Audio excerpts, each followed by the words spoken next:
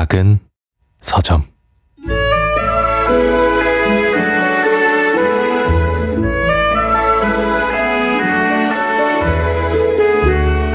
(8월) 말에 비 내리는 추운 오후였다.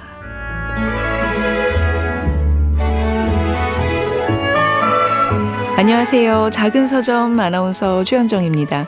사키의 단편소설 토버물이 첫 문장으로 열어봤습니다. 자, 시골 저택에서 파티가 열립니다. 에핀이라는 남자가 자신의 고양이에게 말을 가르쳤다고 자랑을 늘어놓는데요. 그러나 말을 배우게 된 고양이 토버무리가 사람들의 뒷담화를 폭로하기 시작하면서 걷잡을 수 없는 결말로 치닫게 됩니다. 자, 책에 대한 내용은 장유진의 책갈피에서 살펴보고요. 작은 서점 크루들의 특별한 큐레이션, 오늘 이 책도 만나보겠습니다.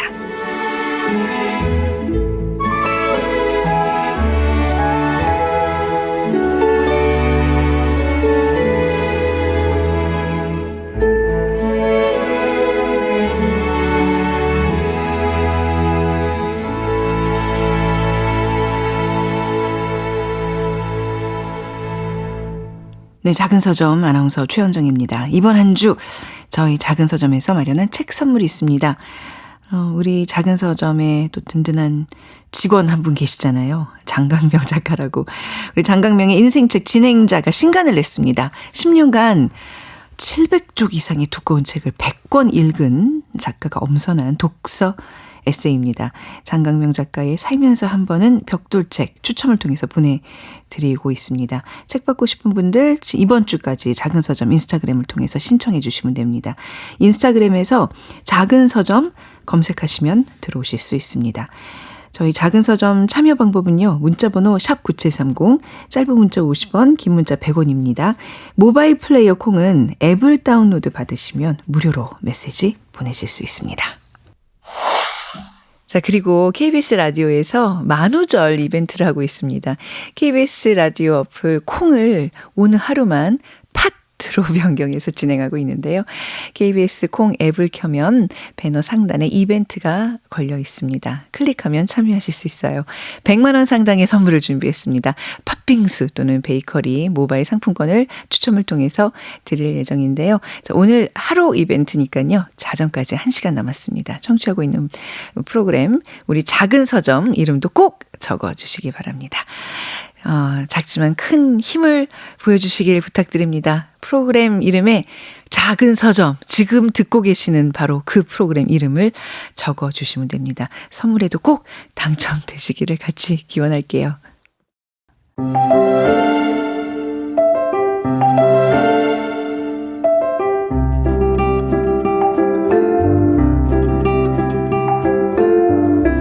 꽃과 잎 사이, 책장과 책장 사이, 사람과 사람 사이 언제든 끼워두세요. 장유진의 책갈피.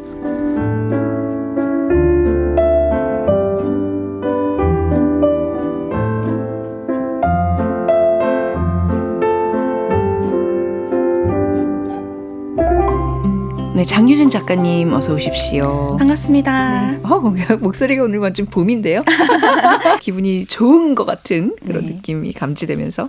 자, 오늘 소개해 주실 작품은 뭔가요? 네, 오늘 소개해드릴 작품은 영국 작가 사키의 단편소설, 아주 짧은 단편소설 토버무리입니다. 사키가 영국 작가였어요? 네. 그러니까 그냥 이름만 처음 봤을 때는 여기 저기 일본 사람인가 했다가 그쵸. 내용이 이제 일본 사람들이 아니잖아요. 사람들의 네. 이름들이. 그래서 뭔가 하여튼간 서구 쪽이거니 생각했는데 영국 작가였군요. 그러니까 왜 국적이 가늠이 잘 안 되냐면 예명이에요. 아, 그래요? 네. 그러니까 사키라는 영어 이름이 없거든요. 그렇죠. 네. 그래서 본명은 헥터 휴먼로라고 하고요. 그렇군요. 네. 영국 작가고 영국에선 최고의 사회 비판 소설가 중 한 명으로 꼽히는 작가라고 해요. 그래서 우리가 이제 이번 달 초에 새학기 얘기하면서 네.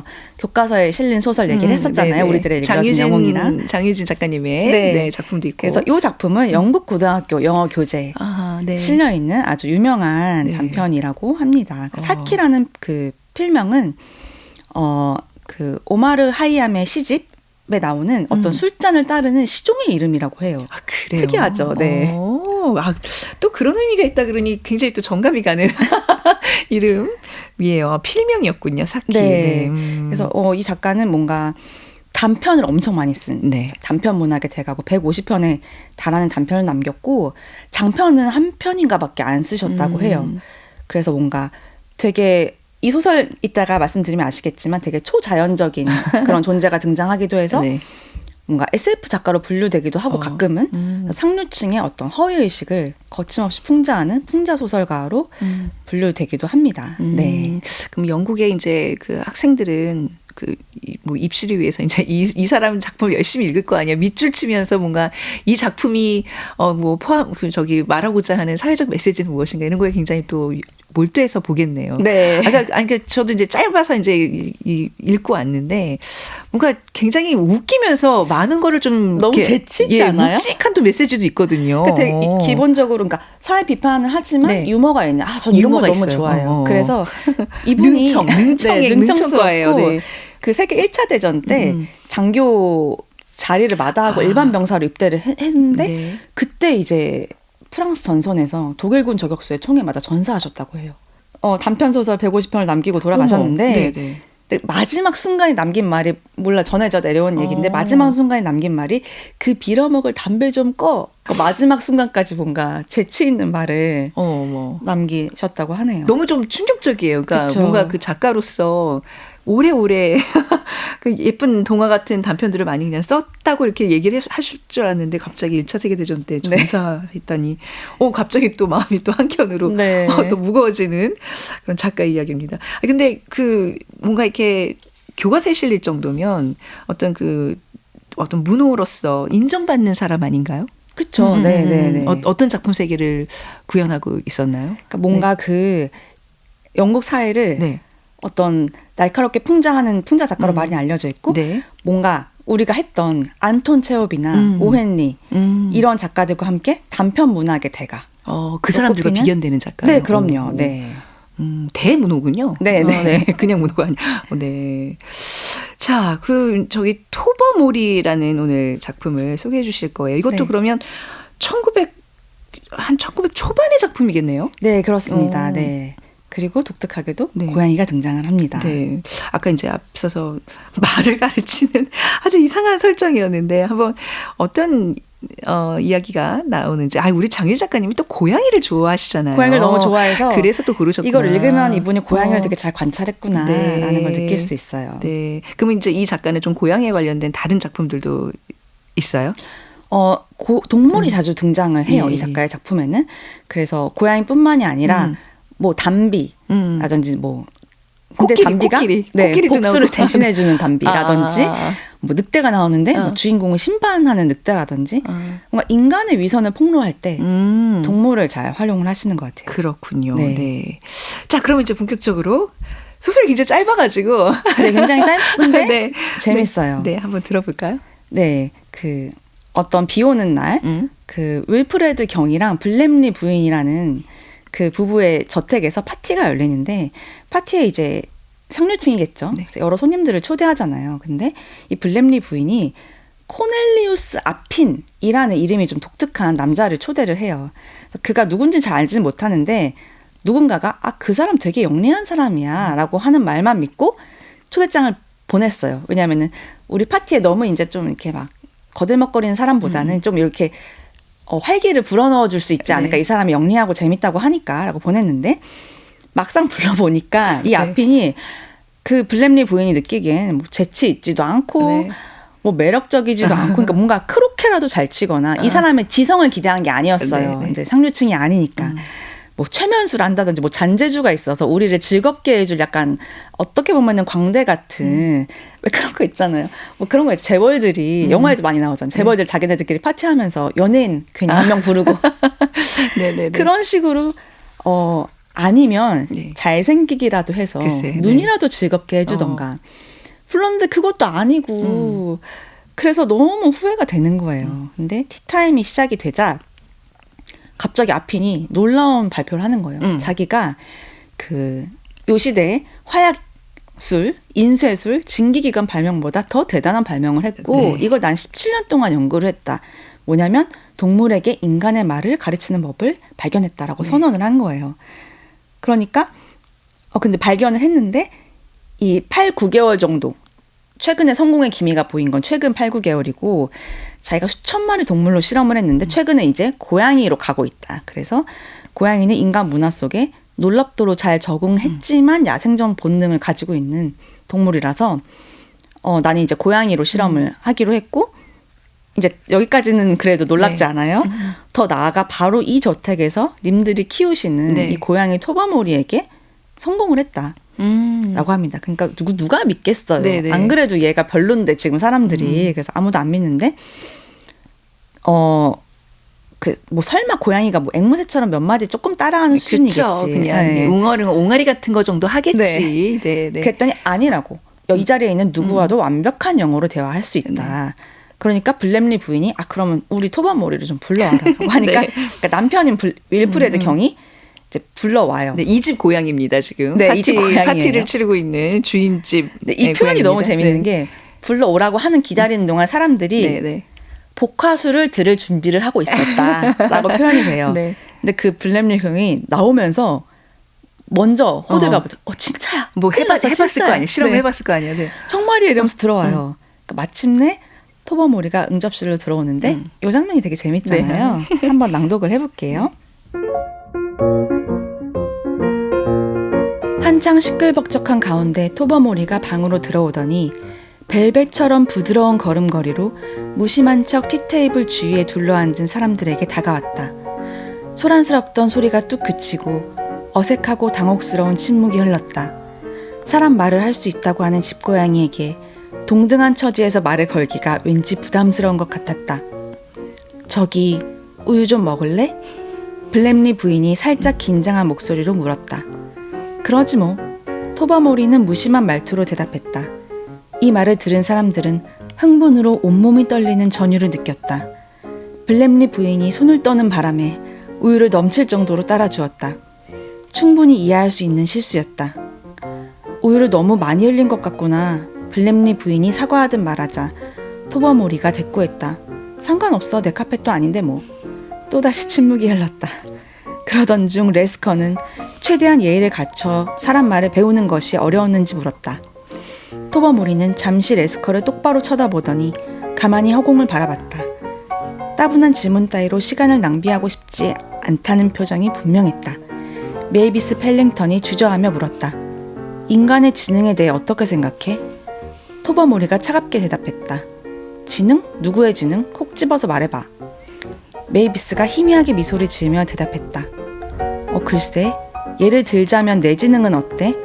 이거 참 난처하군. 하지만 토바모리의 말투와 태도에는 난처하거나 당황한 기색이 전혀 느껴지지 않았다. 하우스 파티에 널 초대하자고 했을 때 윌프레드 경은 자신이 아는 사람 중에 너가 가장 고립인 여자라고 말하면서 그렇게 머리가 나쁜 사람은 대접하는 게 아니라 돌봐줘야 하는 것 아니냐고 말했어. 블렘리 부인은 그렇게 골이 비었기 때문에 초대하는 거라고 대답했지. 이 집에서 쓰던 고물차를 사갈 만큼 멍청한 사람은 너밖에 없을 거라고 말이야.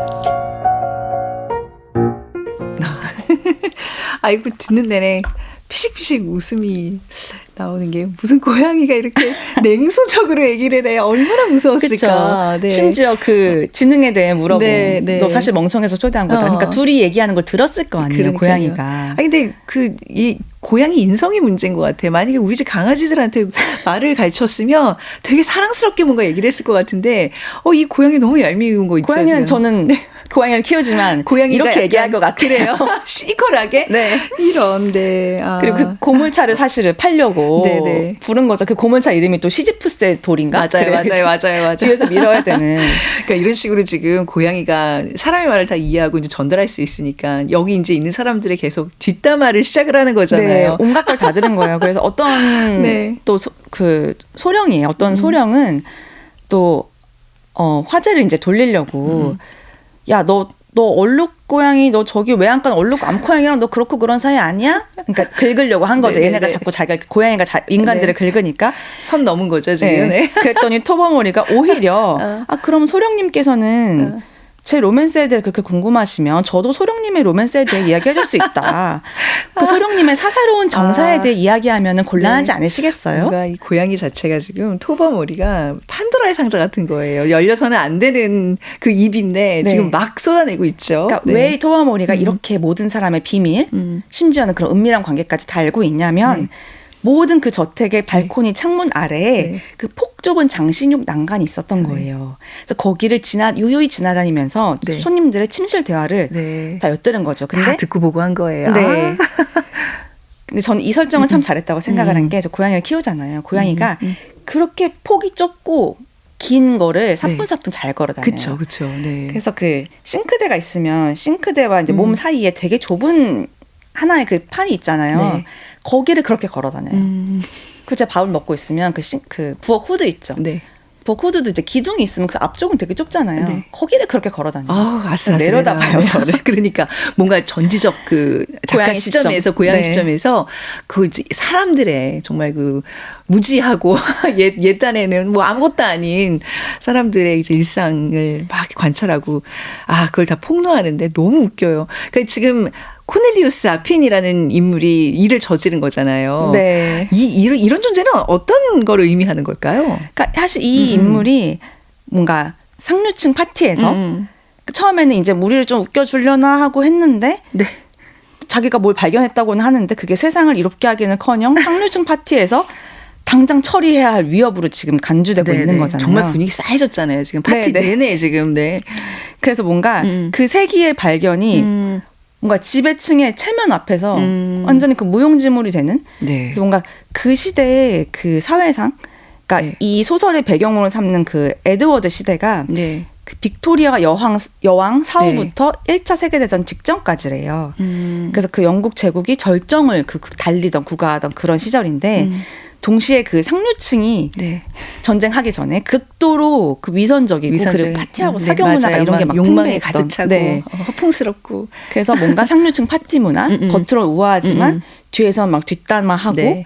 그런 것들을 좀 드러내고 풍자하려는 네. 의도로 이 아핀이라는 인물을 설정을 한 것 같아요. 이게 1906년 작품이라 그러셨는데 네. 지금 시대에 읽어보면 AI가 이런 어떤 우리의 삶을 또 이런 식으로 위협하지 않을까 약간 그런 생각도 좀 들었어요. 무서워요 네. 갑자기. 그러니까 왜 AI가 우리가 정말 아무렇지도 않게 막 내가 오늘 기분이 어떻고 뭐 누가 너무너무 믿고 이거 다 나중에 저장해놨다가 그 자기들끼리 우리 사람을 뒷담화 한다면서요. 마치 고양이가 창가에서 엿듣듯이. 네. 야, 1909년에 출판됐다고요? 네. 1909년에 출판된 소설. 그러니까 정말 영국 사회의 그 실제 모습과 때려야 될 수 없는 이야기들인 것 같아요. 네. 그래서 재밌고, 맞아요. 그래서 두고두고 이제 뭐 교과서에 나올 정도로 네. 명작으로 소개가 되고 있는 것 같습니다. 네. 근데 혹시 그 결말을 얘기해 주실 수 있을까요? 결말이요? 사실 결말을 이 위에 어떻게 진행이 되냐면 네네. 사람들이 어떤 사람은 네. 생쥐를 대량 매매하는 방법을 막 생각을 해요. 왜냐하면 뇌물을 주려고. 그러니까. 얘가 내 비밀을 말하면 안 되잖아요. 그리고 그 가장 난처한 거는 이 블렘리 부인과 윌프레드 경이겠죠. 그러니까 네. 자기가 파티 준비하면서 얘 초대할까 말까 이러면서 막 난 그 욕한 것도 있고 네. 또 어떤 손님이 내가 진짜 여기 분위기가 이상하니까 네. 왜 왔지라고 하니까 이 손님의 비밀도 알아요? 음식 때문에 왔잖아요. 너무 전지전능이에요, 이 고양이가 네. 지금. 네. 이 블렘리 부인이랑 이 주인 부부가 지루하게 짝이 없지만 음식 솜씨는 좋아서 밥 먹으려고 왔잖아요. 막 이렇게 하고 막 이렇게 막 하니까 웅성웅성하는 사이에 고양이가 사라지고 사실 저는 여기서 좀 놀랐는데 이 두 부부가 이 고양이를 죽여야겠다는. 얘가 너무 많은 비밀을 알고 있어. 제거해야지. 사실 자기 키우는 고양이인데. 화들짝 놀랐잖아요. 그래서 네. 뭐 어떻게 죽일까라는 생각을 하면서 그 독이 든 생선 요리를 놓자 이렇게 하고 이것까지 걱정을 해요. 얼마나 사람들 욕을 많이 했으면 얘가 혹시 다른 마국간 고양이한테 네. 가르쳤으면 어떡하지? 마국간 고양이는 일단 죽인 다음에 마국간 주인한테 미안하다고 해야겠다. 막 이렇게 하면서 막 죽일 계획을 세워요. 네. 근데 이 고양이가 인간의 손에 죽지 않는다는 점이 이 작가가 또 되게 많은 걸 부여했구나라는 네, 생각이 네. 드는 게 순순히 그거 먹고 안 죽어. 죽긴 죽는데 네네네. 그 다른 그쵸. 고양이한테 네. 결투를 벌이다가 죽죠. 네. 네네. 그러니까 야생의 원칙에 의해서 죽는 거예요. 그러니까 이 고양이는 인간의 손에 의해 노란하지 않는다. 아, 그런 의미로. 아. 네. 그리고 고양이는 이렇게 죽어요. 네. 야생의 원칙에 네네. 의해서. 그런데 다음 날 이 아핀도 사라지는데 네. 아핀이 뉴스에 납니다. 대문짝만하게. 왜 뉴스에 났을까요? 그러니까 왜 났을까? 그리고 또 그 이유가 너무 웃겨가지고 저 완전 빵 터졌거든요. 그게 사실은 너무 웃겨가지고. 어떤 동물원에서 네네. 독일의 드레스덴에서 네네. 동물원에서 코끼리에게 깔려 죽은 거예요. 네, 이 지금 아핀이라는 네. 네, 사람이 알고 보니까 그 독일어에 네, 불규칙 동사? 네, 불규칙 동사네. 가르치다가 사실 이게 어렵기로 유명하잖아요. 너무 어렵잖아요. 네. 독일어 공부해 보신 분은 알잖아요. 네. 정말 머리를 쥐어짜야 되는. 네. 네. 그래서 그거를 가르치려다 네. 코끼리가 화났어. 열받아서 네.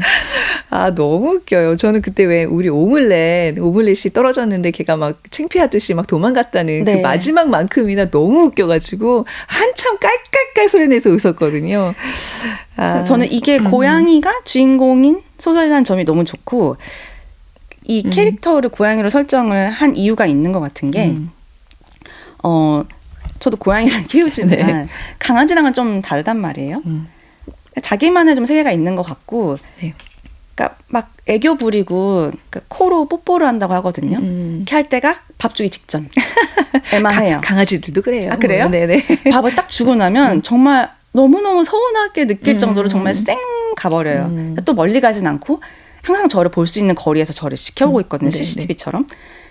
제가 그 일본의 어떤 고양이 행동학자가 쓴 고양이의 마음을 알고 싶어 뭐 그런 책을 샀어요. 네. 근데 거기 똑같은 얘기가 나오더라고요. 캔을 들고 있을 때는 야옹야옹 하면서 몸 부비고 막 난리가 나다가 딱 캔을 따서 주면 다 먹고 나서 탁 자기 손을 친다고. 그래서 자기는 그냥 밥을 주는 존재에 불과한 거냐, 나를 사랑하지 않는 거냐. 저는 그 전문가 행동학자가 아니에요. 표현은 이렇게 하지만 사실은 고양이는 집사를 사랑한다라고 할 줄 알았는데 맞습니다. 라고 하는 거예요.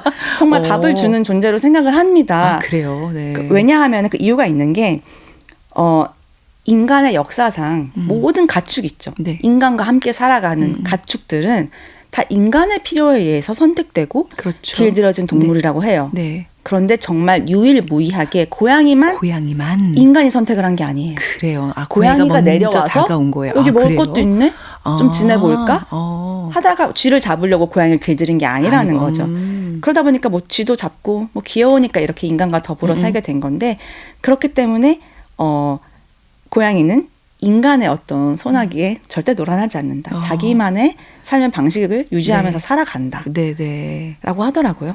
그게 느껴졌어요. 그 얘기를 들으니까 네, 토버모리의 어떤 그 말로도 충분히 이해가 되네요. 네. 그렇군요. 또 고양이를 사랑하는 작가님의 픽, 이 책이 또 고양이를 좋아하는 사람들한테 너무 공감을 또 불러일으킬 그런 내용입니다. 우선 너무 웃겨요. 네. 꼭 한번 읽어보시기 바랍니다. 그리고 굉장히 짧아서 잠깐 한 10분, 15분 만에 완독할 수 있는 단편이었습니다. 자, 이 작품과 또 어울릴 만한 곡은 뭐가 있을까요? 네. 네. 밴드, 그 고딕 밴드, 영국이네요. 또 이 밴드도 네. 영국 고딕 밴드 더 큐어의 네. 더 러브캣츠라는 곡을 가져왔는데 이 곡이 이제 고양이에 대한 노래잖아요. 그래서 네. 앞에 야옹야옹 소리도 나오고 네. 이 말을 또 안 할 수가 없는 게 얼마 전에 그래미 어워드가 열렸잖아요. 여기서 더 큐어가 상을 받았어요. 그 베스트 얼터너티브 뮤직 부문에 상을 받았는데 이 더 큐어가 76년 결성된 밴드거든요. 네. 어마어마하지 않아요? 그렇구나. 76년에 결성된 네. 밴드인데 사실 이 밴드가 오래 지속되기가 쉽지가 않아요. 그래서 16년 동안 앨범이 없었어요. 그런데 작년에 16년 만에 새 앨범이 나왔는데 그 앨범으로 세상에 그래미를 탄 거예요. 그래서 그 기타리스트이자 키보디스트가 2달 전에 작년 12월에 사망을 하셨어요. 그래서 직접 참석을 하지는 못했죠. 예. 하늘나라에서 보고 계셨을 텐데 밴드가 만들어진 지 50년 만에 최근에 나온 앨범으로 그래미를 수상을 했다는 게 네. 뭔가 저도 창작을 하는 사람으로서 꾸준히 뭔가를 한다는 거에 대한 네. 되게 존경을 보내게 되더라고요. 네. 그런 그래미 수상 밴드의 네. 더 러브캐츠를 네. 들으시면서 예술 활동에는 끝이 없다. 네. 계속 또 우리 장유 작가님도 왕성한 집필을 계속 이어주시기 바라면서 자, 그럼 이 노래 들으면서 오늘 이 시간은 마무리해 보도록 하겠습니다. 20세기 단편소설의 대가 사키의 토버머리 오늘 소개해드렸습니다. 오늘 더 큐어의 The Love Cats 들으면서 오늘 이 시간 마무리할게요. 장유진 작가였습니다. 감사합니다. 감사합니다. 작은 서점.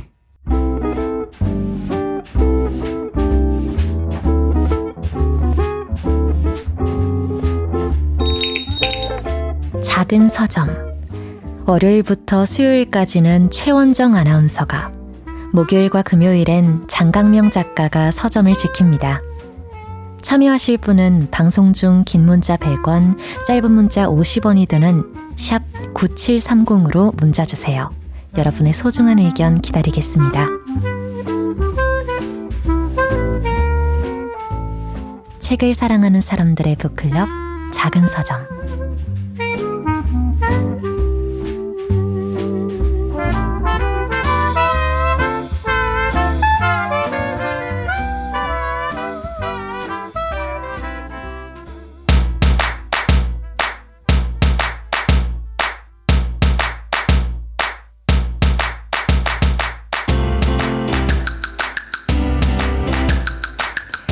작은 서점 크루들이 세심하게 고른 보석 같은 책을 소개해드립니다. 오늘 밤을 위한 특별한 큐레이션. 오늘 이 책.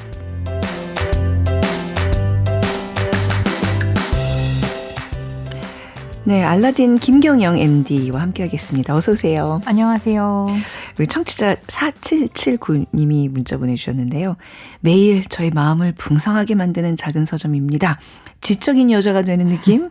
매일 밤 힐링하는 이 시간 너무 좋아요 하셨는데 그리고 또 이혜민 님도 늘 친구랑 함께하는 느낌을 주는 작은 서점입니다. 잘 듣고 있습니다 하셨어요. 뭔가 이렇게 거창한 시간이라는 느낌보다는 그냥 내 일상에 따뜻함을 주고 조금 도움이 돼서 좀 나의 어떤 지적 활동에 그쵸? 보탬이 네. 되는 시간인 거에 굉장히 저는 만족을 좋네요. 하고 있습니다. 너무 감사해요. 이렇게 좀 많이 남겨주세요. 우리 김경영 MD님 앞에서 이거 읽는데 굉장히 제가 뿌듯하네요. 그렇죠? 자, 오늘 어떤 책 가져오셨나요? 네, 오늘 제가 가져온 책은 조르주 디디 위베르만의 끝까지 증언하는 사람입니다. 이 책은 사실 정말 고민을 많이 했어요. 작은 서점에서 소개를 할지 말지에 대해서. 왜요? 저희 프로그램과 뭐 성격이 좀 안 맞는 책이에요? 왜요? 그렇다기보다는 네네. 이 책이 정말 쉽지 않아요.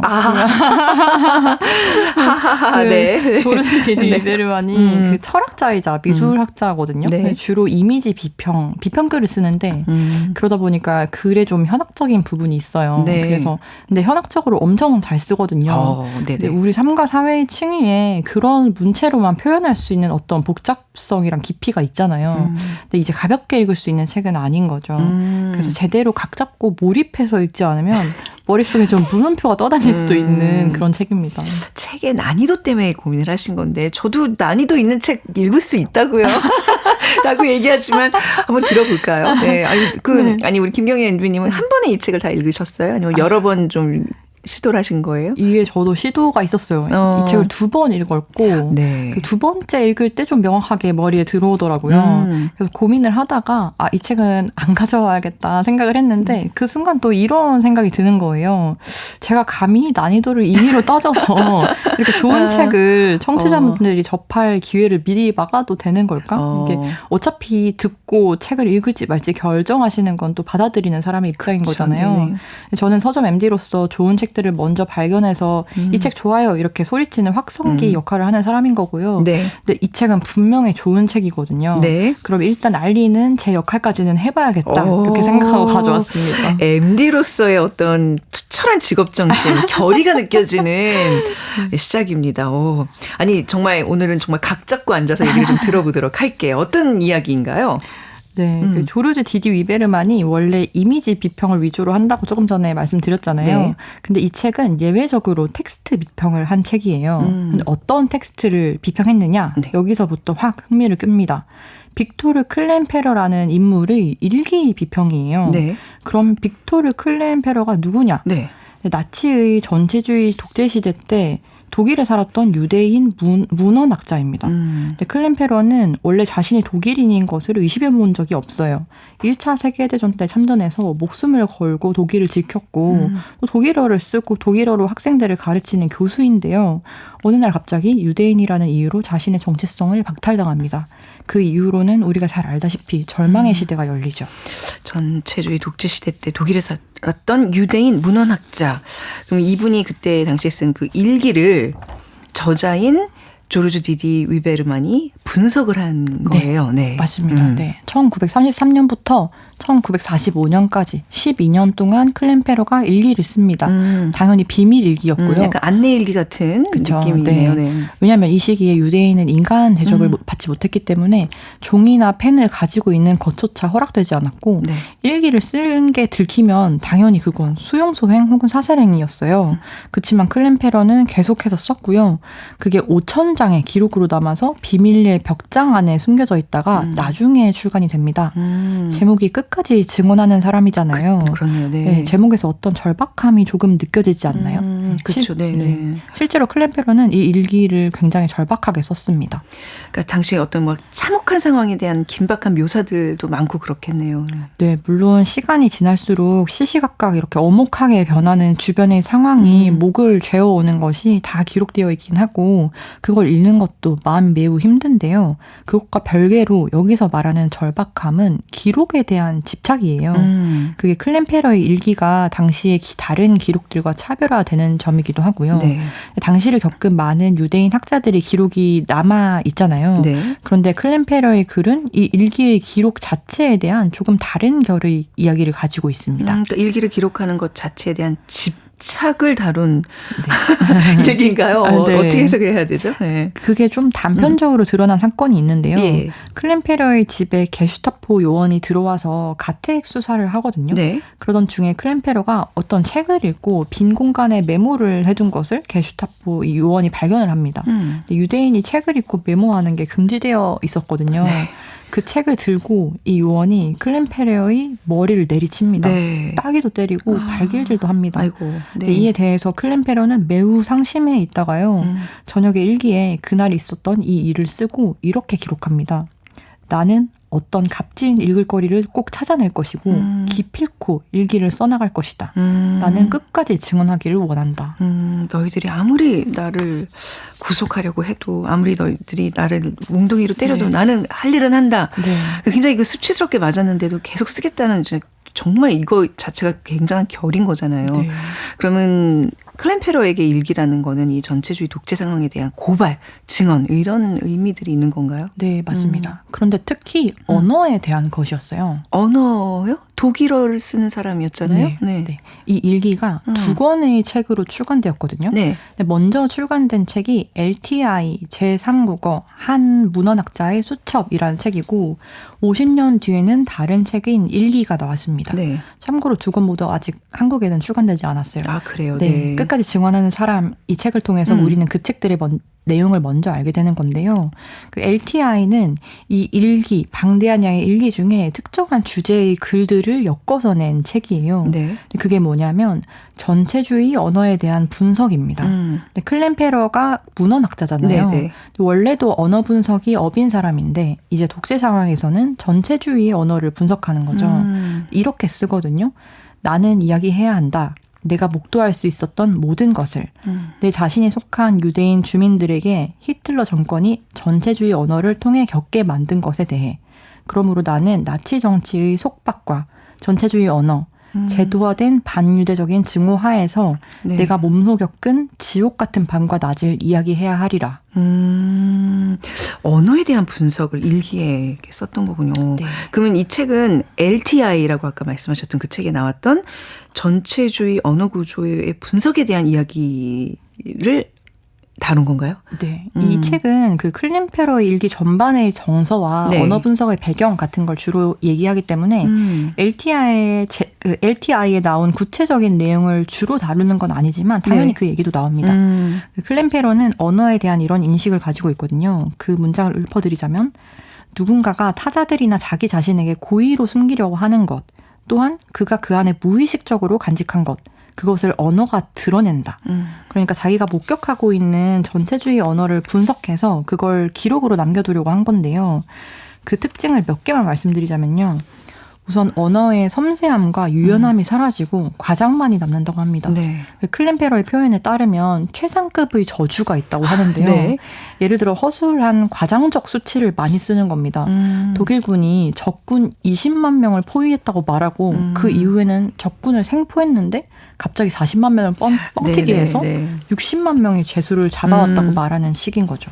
이게 정말 그 전쟁 전시에서 서로 기선제압을 위해서 그렇죠? 그 전체주의 네. 특유의 어떤 고향감 형성을 위해서 수치로 장난치는 상황을 말하는 거잖아요. 맞습니다. 네네. 네. 그리고 이런 최상급의 저주는 그 수치가 아닌 형용사나 접두사로도 나타나고요. 네. 예를 들면 공세가 아니라 대공세. 아, 그렇죠. 네. 역사가 아니라 세계사. 그리고 100% 이런 과장되고 확대된 표현들이 무수히 사용된다고 합니다. 전체주의 언어. 예, 이런 과장되고 확대된 표현들이 있다. 또 다른 특징들이 있을까요? 그 클린페러는 전체주의 언어가 감정을 사물화한다고 말하는데요. 네. 감정을 날조하고 감정을 그 자체로부터 격리시키고 배제시킨다고 말합니다. 그러니까 우리가 어떤 대상에 대해서 감정을 느낄 때 하나의 오롯한 감정을 느끼지 않잖아요. 네. 거의 늘 양가적인 감정을 함께 느낀단 말이에요. 미움과 죄책감, 기쁨과 불안 같은 것이요. 그런데 전체주의 언어에서는 한 가지 감정만을 주입하고 그 외에 반대되는 감정을 마치 존재하지 않는 것처럼 없애버리는 거죠. 네. 이게 양가적인 감정을 허락하지 않는다. 그렇군요. 이게 좀 어려운 얘기긴 하네요. 네. 점점 어려워지고 있어요. 네. 네. 네, 감정에 대한 얘기가 나와서 조금 이어가자면요. 사실 조르주 디디 위베르만이 이 책에서 클린페러의 책들을 비평하면서 가장 주목하는 부분이 감정, 정서입니다. 네. 이게 주제라고 봐도 무방할 것 같아요. 정서의 어떤 부분에 주목을 하나요? 네. 이제 조금 덜 어렵게 제가 말하려고 노력해보겠습니다. 네. 우리가 보통 역사라는 것은 감정을 배제한 어떤 사실과 사건들에 기반한 객관적이고 건조한 이야기 나열이라고 생각하잖아요. 네. 그런데 조르주 디디 위베르만은 이 클린페러가 쓴 정서들에서 시대의 어떤 징후를 발견할 수 있고 그렇다면 정서적 사실이 역사가 될 수 있다고 설명하거든요. 네. 실제로 클린페러는 이렇게 씁니다. 나는 대문자 역사를 쓰지 않는다. 그러나 내가 겪을 수 있으리라고 믿었던 것보다 더욱 강한 이 분노, 나는 이것을 기록해야 한다. 정서적 사실이란 말이 조금 낯설기는 한데 지금 이 시기가 정말 그 인종학살이라는 네. 끔찍한 사건들이 지금 계속 펼쳐지고 있는 네. 그 2차 세계대전, 1차 세계 맞습니다. 그 기간인 거잖아요. 네. 이런 피해자의 감정이 시대를 증언하는 방식이 될 수 있다. 그거를 네. 이제 선언을 하는 건데 굉장히 그 중요한 포인트인 것 같아요. 네. 네. 이 시기가 유대인 학자인 클린페러의 숨통을 점점 조여오거든요. 네. 처음에는 하고 있던 강의 몇 개가 휴강이 되고 그 이후에는 클린페러가 쓰고 있던 모든 그 책들의 출판이 취소되고 네. 또 도서관에서 치울 유대인 관련 도서 목록이 짜여지고 유대인은 더 이상 책을 빌리지도 못하고 또 그러고 나면 집에 유대인을 상징하는 별을 붙여야 하는 시기가 오고요. 네네. 그 별을 옷에도 붙이고 다녀야 되고 맞아요. 면허도 네. 박탈당하고 또 가택 수색을 당하고 이런 벗어날 길 없는 고통이 점점 심해집니다. 그리고 이런 상황들이 닥치니까 이제 이웃들이 스스로 목숨을 끊고 뭐 수용소에 끌려가기도 하고요. 네네. 근데 이런 상황 속에서 클린페러가 자신의 고통을 언어로 낱낱이 기록해둔 기록은 분명히 시대를 증언합니다. 그렇죠. 네. 그 어떤 정서적인 그 기록들이 곧 역사다. 사실 그 고통의 시대를 견디기도 힘든 건데 그걸 또 언어로 이렇게 남긴다는 거는 더더욱 어려운 일이었을 텐데. 그렇죠. 이게 네. 읽기만 해도 사실 네. 마음이 너무 힘들었어요. 글쎄요. 저도 네. 지금 얼핏 그 그렇죠. 고통이 막 전해지는 것 같거든요. 네, 그게 조르주 디디 위베르만도 네. 그렇게 말을 하거든요. 이 고통의 기록을 몇 장 읽는 게 책 한 권 쓰는 것만큼 진이 빠진다. 네, 네. 네, 그런데 그 상황에서 그 감정을 온전히 느끼면서 기록하는 게 얼마나 괴로웠을까요? 그렇죠. 네. 너무 힘들지 않은 몇 개의 문장만 읽어드리겠습니다. 네. 나는 계속 둔탁한 긴장 상태에 있다. 나는 항상 기다린다. 그 종말을. 내 종말을. 알 수 없는 무언가를. 압박, 압박, 압박. 더 이상 아무도 자유롭게 숨쉬지 못한다. 언제나 같은 오르락내리락. 내 모든 글쓰기가 나를 강제 수용소로 인도하리라는 공포. 글쓰기를 해야 한다는 기분, 내 삶의 과업, 나의 직무, 나의 사명, 헛되고 헛되다는 기분, 내 휘갈긴 글씨가 무의미하다는 기분. 하지만 결국에 나는 글쓰기를 계속한다. 굉장히 그 막막한 절망감과 또 왜 글을 계속 써야 되는지 그 책임감이 막 느껴집니다. 클램 페러라는 이분은 근데 어째서 그렇게 계속 기록을 할 수 있었을까요? 계속 이런 혹독한 감시가 있고 네. 스스로도 너무 고통스러웠을 텐데 말이죠. 그렇죠. 근데 이 절망의 시대를 살아나가려면 아마 네. 희망이 필요했을 텐데요. 클램 페러에게는 이렇게 언어를 분석하고 기록하는 일이 저항이자 희망이었던 것 같아요. 네네. 이 기록이 어떻게 저항이 될 수 있을까요? 클램 페러는 이렇게 말합니다. 우리가 처음으로 나치의 정치적 신하들에 대한 이야기를 들었을 때는 그것들이 너무나 엉뚱하고 어처구니 없으며 기막히고 부조리해서 그것들을 심각하게 받아들이기가 어려웠다. 이제는 이게 크나큰 잘못이었다는 것을 안다. 우리는 이런 잘못을 또다시 저지르지 않아야 한다. 그런 고로 정치적 신하들이 기원과 구조 및 기술을 철저하게 연구하기 시작해야 한다. 적과 어떻게 싸워야 할지 알기 위해서 우리는 적을 똑바로 응시하는 법을 배워야 한다. 클램 페러는 아마 지금 기록하는 게 당장의 현실에 저항이 될 수 있을 거라고 생각하지는 않았던 것 같아요. 다만 이 기록이 벽 사이에 숨어서 살아남아가지고 네. 후대에 전해져서 역사 속에서 해석이 되길 바랐던 것 같습니다. 그리고 파시즘의 부상이 다시금 도래하고 있는 이 시기에 네. 클램 페러의 이 기록이 우리가 적을 똑바로 응시하는 법을 알려줄 수 있는 귀중한 자료가 되지 않을까 이렇게 생각을 했습니다. 네. 이걸 열심히 이렇게 읽어서 의미를 이렇게 뽑아가지고 정리하신 우리 김경련입니다. 지금 책도 보니까 그 굉장히 그 이렇게 많이 붙여놓으셨잖아요. 중요한 부분들. 두어 번 이렇게 읽으면서 진짜 너무 감사합니다. 아마 저보고 그냥 읽으라 그랬으면 주말에 읽다 말았을 것 같은데 이렇게 좀 안내를 해주는 이런 시간이 있으면 한결 책을 좀 수월하게 그렇죠 완독을 할 수 있을 것 같아요. 네. 그렇게 쓰임이 될 수 있다면 너무 감사하겠습니다. 진짜로. 네. 클램 페러가 극악한 현실 속에서 이제 어떤 미약한 희망을 붙잡으면서 쓴 기록이잖아요. 현재 우리에게 알려주는 것들을 좀 잘 해석해야 된다는 생각이 들었고 그 해석을 잘 해내는 책 조르주 디디 위베르만의 끝까지 증언하는 사람 오늘 김경영 MD의 소개로 들어봤습니다. 감사합니다. 감사합니다. 마를렌 디트리의 릴리 말렌 이 곡 준비하고 있는데요. 작은 서점 장강명의 인생책 코너에 민규동 감독님이 출연하셨을 때 추천해 주신 노래인데요. 이 책 소개에 이어서 다시 한번 들어보면 좋을 것 같아요. 2차 세계대전 당시 독일어 군가인데 연합군도 독일군도 모두 불렀던 노래라고 합니다. 전쟁 속에서도 사랑을 그리워하는 군인의 마음을 담은 이 노래 같이 한번 들어볼까요?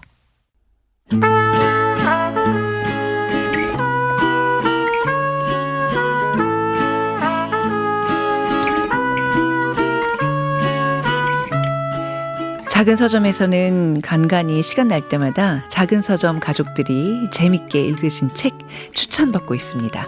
작은 북클럽.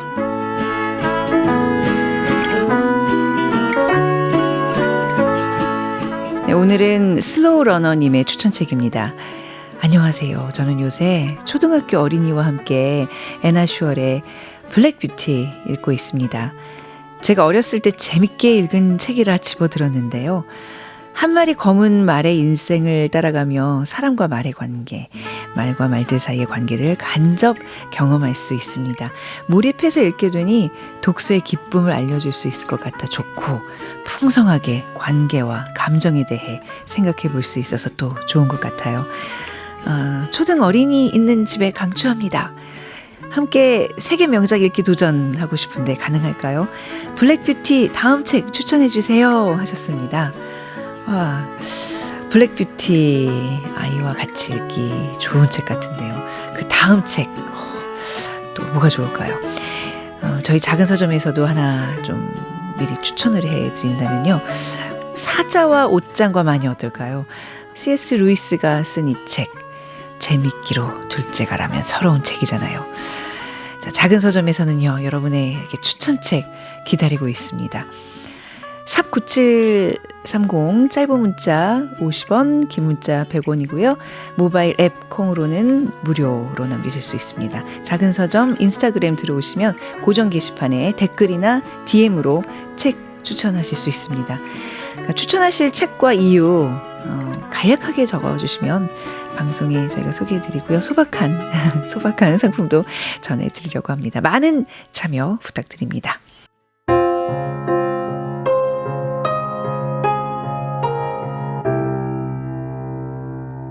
작은 서점.